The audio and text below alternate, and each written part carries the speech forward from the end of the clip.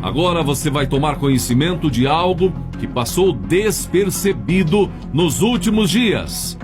A viagem que o presidente da Câmara dos Deputados, Rodrigo Maia, fez e faz à Europa.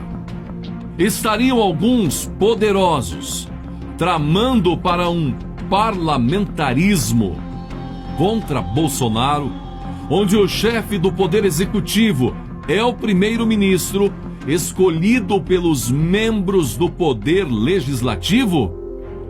Ou então, estariam querendo um semipresidencialismo? Não precisamos recorrer a um site de direita para saber mais. No portal UOL está a notícia. Poucos dias após a fala do general Augusto Heleno sobre o Congresso brasileiro ser formado por chantagistas, aumentando a tensão nas já difíceis relações entre o Executivo e o Legislativo, o presidente da Câmara dos Deputados, Rodrigo Maia, viajou para passar o carnaval em Paris. Lá, Maia foi recebido pelo presidente da Assembleia Nacional Francesa. Maia optou por não falar com a imprensa em Paris, sempre optando sair direto do carro para encontros privados. Nesta quarta-feira, Maia encerrou sua estadia em Paris e seguiu para a Espanha, onde nesta quinta-feira manteve encontro com o presidente da Câmara dos Deputados da Espanha.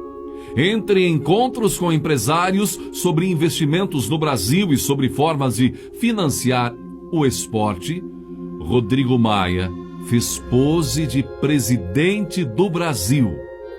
Porém, uma postagem no Twitter feita pelo embaixador espanhol no Brasil no último dia 20 e retuitada pelo próprio Rodrigo Maia pode ter tornado explícito um outro assunto de interesse de Rodrigo Maia nesta viagem. Veja, reunião na Embaixada Espanha-Brasil com Rodrigo Maia, presidente da Câmara dos Deputados, mais 23 embaixadores e 4 grandes matérias.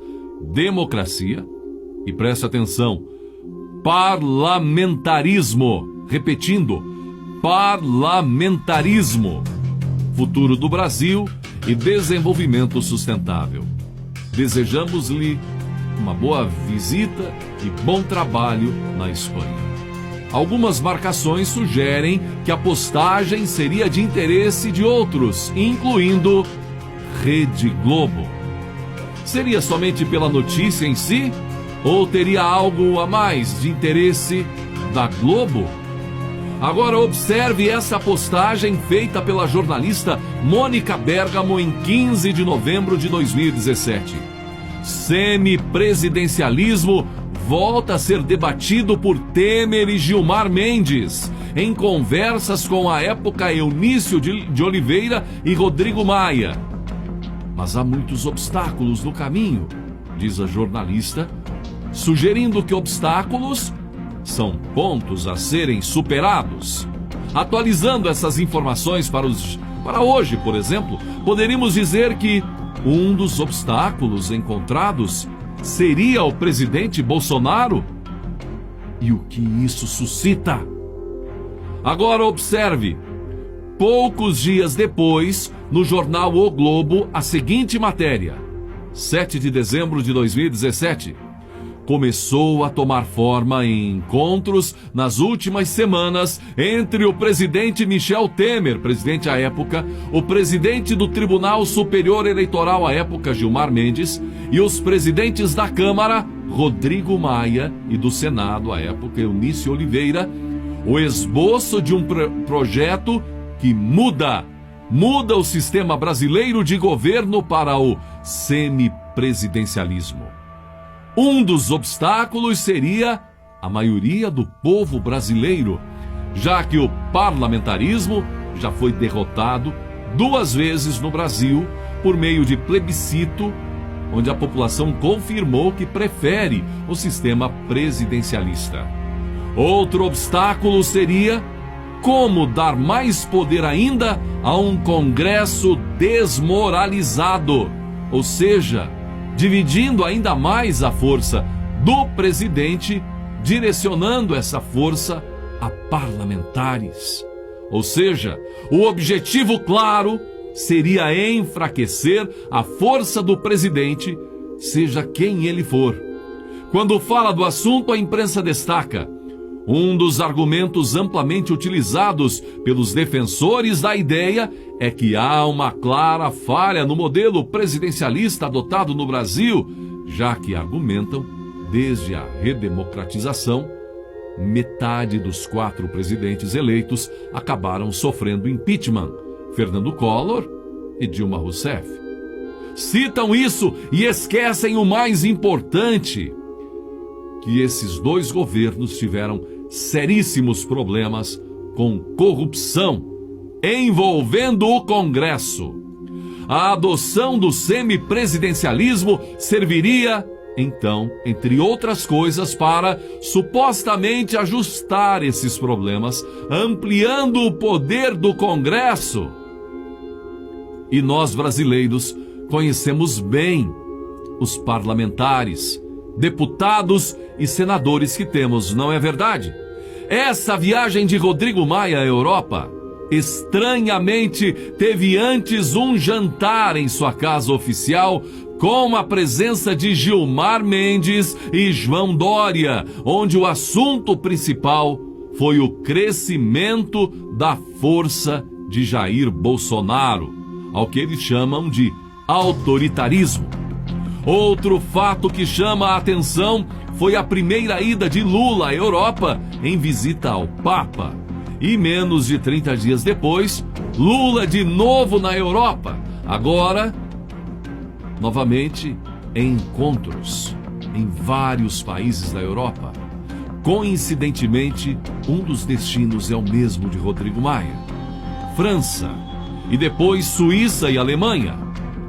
Agora pegamos um jornal que diuturnamente bate em Jair Bolsonaro, Folha de São Paulo, que parece ter denunciado o sonho de Rodrigo Maia em sua edição do último dia 17 de fevereiro.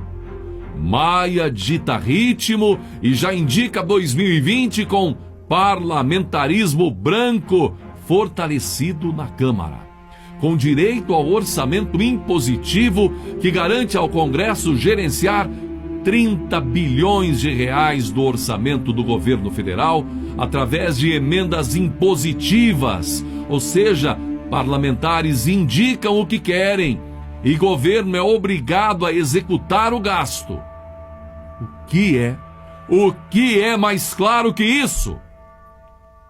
O que vimos nos últimos anos foram os estratosféricos níveis de corrupção no governo federal que tiveram a especial participação dos deputados e senadores, quer seja por indicações de nomes a cargos federais, o que foi eliminado no governo Jair Bolsonaro, quer por propinas e participações estranhas em negociatas.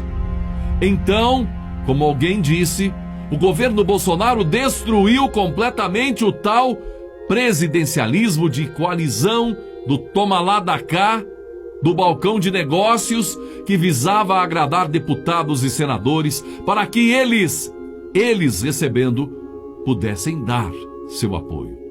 Com Bolsonaro tivemos o fim do loteamento de cargos para partidos da tal base aliada. Acabou a corrupção que imperava com esse método em governos anteriores e já são 14 meses de governo em fevereiro de 2019, digo 2020, sem escândalos de corrupção e sem o balcão de negócios do governo para o Congresso.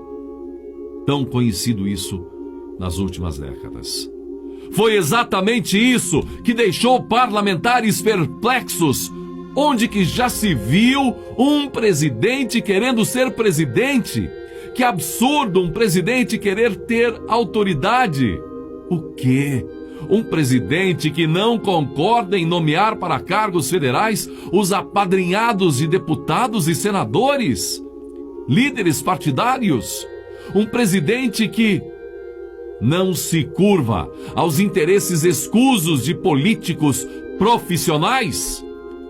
Assim sendo, em 2019 tivemos aprovadas emendas constitucionais com interesses obscuros, entre eles dar aos parlamentares mais verbas para suas bases eleitorais, fundão eleitoral, o que naturalmente diminui a força de investimento do próprio governo, que ao invés de investir em educação, saúde, habitação e outras áreas, tem que garantir, sob a força da lei, recursos para atender aos deputados e seus interesses eleitoreiros. Há muitas opções de parte de nossos deputados e senadores, deixando explícito que os parlamentares não concordam com um presidente forte e desejam ardentemente algo próximo ao parlamentarismo. Sem contar que tudo isso tem as bênçãos do Supremo Tribunal Federal. Agora, veja por que há emergência em fazer o que eles acham que precisa ser feito para enfraquecer ou até mesmo derrubar Bolsonaro. Toffoli termina seu mandato como presidente do STF já nos próximos meses. Fux, um conservador, apoiador da Lava Jato, assume. Em novembro, Bolsonaro poderá indicar um novo ministro ao STF, talvez Sérgio Moro, para o lugar de Celso de Mello, que nos últimos dias esbravejou contra o presidente Jair Bolsonaro. Quer dizer, o tempo é curto. Curto porque o apoio popular cresce a cada dia. E à medida que o governo vai encaminhando reformas, conquistando cada dia mais apoio popular, com resultados, menos é o espaço para a oposição conseguir alguma coisa. Para os que têm outros planos para o Brasil conseguirem avançar. Se mapeássemos agora, numa visão panorâmica, como nos últimos dias estão correndo os interessados em derrubar Bolsonaro, veríamos traços de Lula para um lado e para o outro, Rodrigo Maia para outro, pela Europa, o vai e vem de Mendes e outros ministros em Brasília, faíscas na Central Globo de Jornalismo e na sede do jornal Folha de São Paulo, em claro e em ponto comum e em convergência, bater para derrubar Bolsonaro.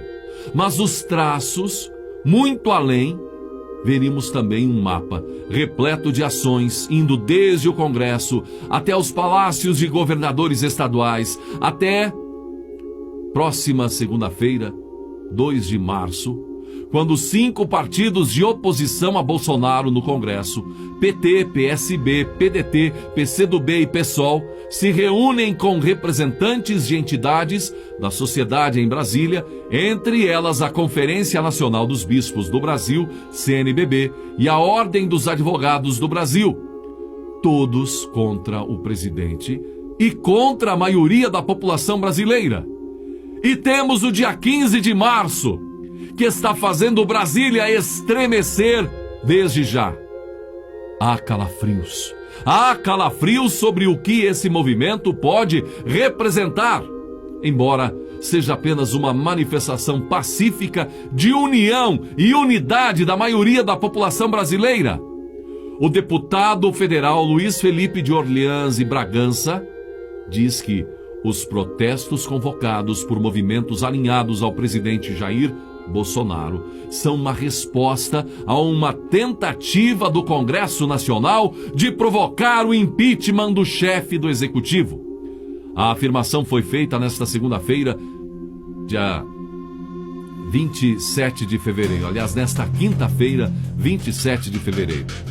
Está havendo uma mobilização no Congresso de partidos, deputados e senadores que bolaram uma estratégia para enquadrar um possível pedido de impeachment num modelo sequencial. Você primeiro aprova gastos e uma série de despesas no orçamento, depois priva o executivo de utilizar parte desse orçamento. O governo então tem que pedir recursos para o Congresso, que obviamente vai negar, E aí o governo cai na lei de responsabilidade fiscal porque violou o próprio orçamento. O Congresso, segundo o deputado, surrupiou 30 bilhões de reais e removeu das contas do Executivo, já que estavam comprometidos com o volume de gastos. Não é um golpe ainda, mas uma tentativa de enquadrar o Executivo numa sinuca. O deputado Príncipe continua: o mais importante é a população se colocar contra o Congresso, em vez de a favor do governo. Você tem vários deputados, nenhum com soma de votos suficiente para chegar nem perto do volume de votos do presidente.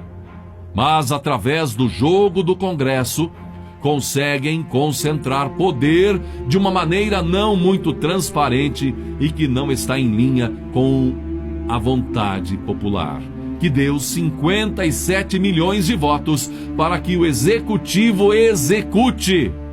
Os deputados começam a jogar um jogo de desarmar o poder executivo de maneira sistemática, conclui o príncipe deputado. Poderosas forças podem realmente fazer ruir o princípio das mais significativas mudanças da história do Brasil moderno contra oligarquias que hoje, temporariamente, estão unidas a sistemas admiradores do comunismo e da esquerda com um único objetivo: derrubar o presidente Jair Bolsonaro por absoluto interesse no poder e nenhum interesse nos interesses da população brasileira. Quem é contra o apoio ao presidente Bolsonaro? Maia, Alcolumbre, Toffoli, Collor, Fernando Henrique, João Dória, Gilmar Mendes, Dilma, Gleice, Lula. Não importa. O mais importante a saber é: qual a sua opinião? Você, brasileiro, o que acha?